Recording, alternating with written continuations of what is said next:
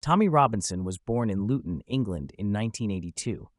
As he grew up, he witnessed the rapid demographic changes in his hometown, with the Muslim population growing significantly and the number of mosques increasing from 1 to 45.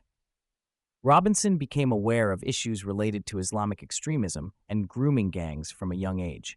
His cousin was a victim of grooming at age 14, which deeply affected him. In 2004, at age 22, Robinson organized his first protest, called Ban the Luton Taliban, in response to extremist groups openly recruiting in the town center. He made leaflets highlighting issues like racial targeting, police inaction, and the use of drugs to exploit children. This early activism led to threats and backlash from local gangs. By 2009, Robinson had built a successful business and owned multiple properties.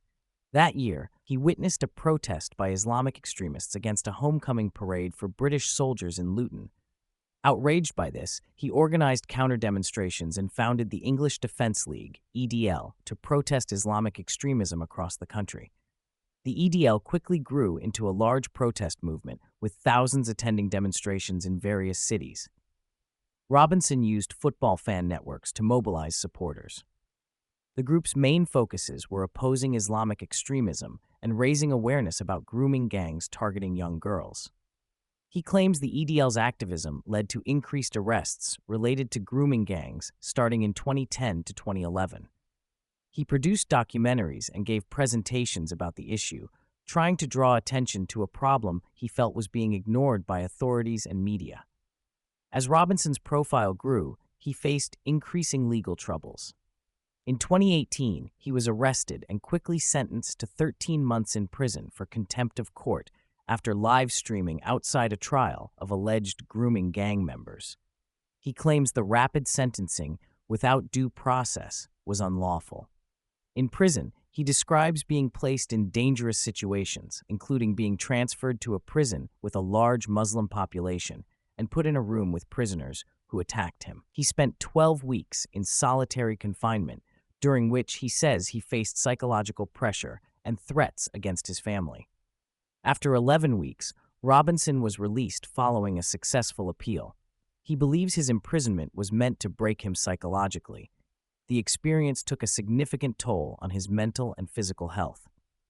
Robinson has long battled with mainstream media over their portrayal of him and coverage of issues he raises.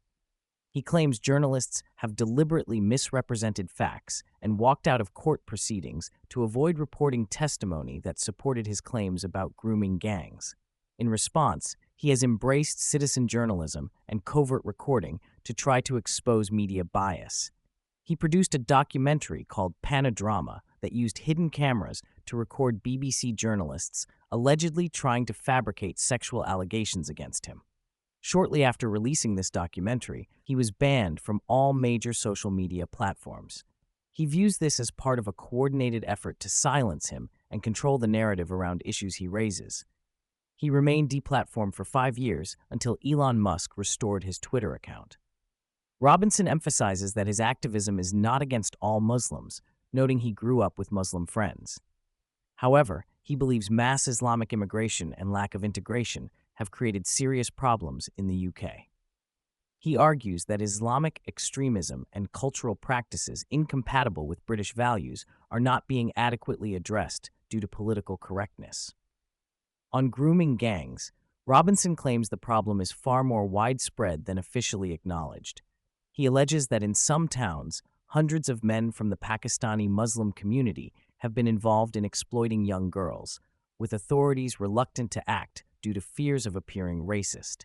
In recent years, Robinson has focused on investigative journalism and documentary production.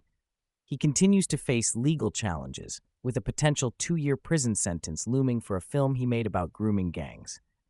He believes there has been a shift in public sentiment following events like the October 7th Hamas attack on Israel.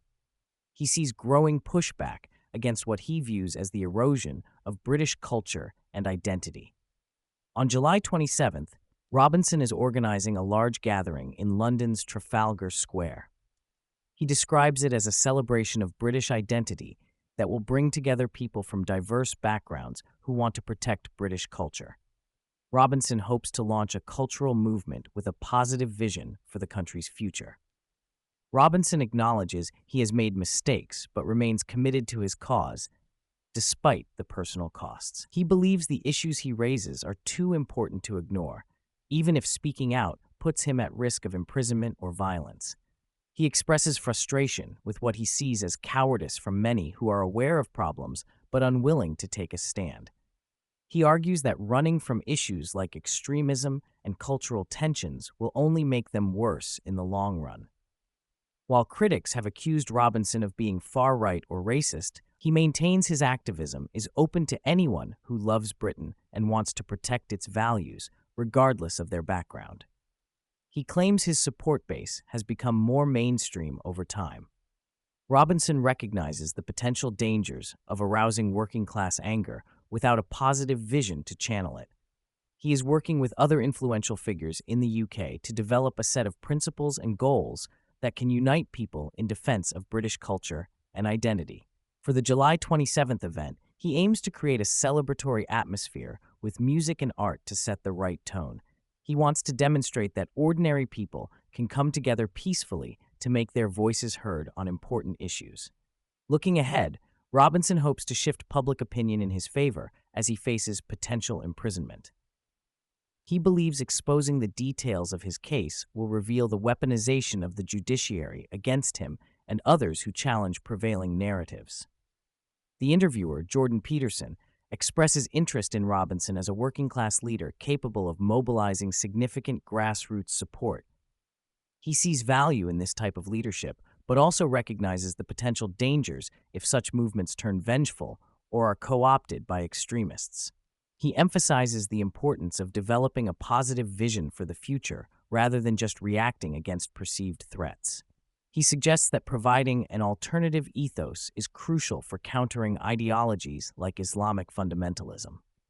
The interview concludes with plans for a follow-up discussion to explore Robinson's ideas for a cultural movement and vision for Britain's future in more depth. Peterson expresses interest in potentially attending the July 27th event to observe firsthand. The conversation provides insight into the experiences and motivations driving Tommy Robinson's controversial activism. It highlights the complex interplay of issues surrounding immigration, cultural integration, free speech, and political correctness in contemporary Britain. While Robinson's critics accuse him of inciting hatred, he presents himself as a voice for concerns that have been ignored by mainstream politicians and media. The interview raises questions about the appropriate balance between addressing legitimate grievances and avoiding the inflammation of social tensions. The discussion also touches on broader themes relevant to many Western democracies, including the rise of populist movements, erosion of trust in institutions, and challenges of maintaining social cohesion in increasingly diverse societies. Robinson's case illustrates the power of social media to amplify alternative voices while also demonstrating how tech platforms can effectively silence individuals deemed too controversial. Ultimately, the interview presents Tommy Robinson's perspective on his activism without endorsement or condemnation, allowing listeners to form their own judgments about the validity of his claims and methods. It raises important questions about free speech, the role of citizen journalism, and how societies can constructively address sensitive issues around culture and identity.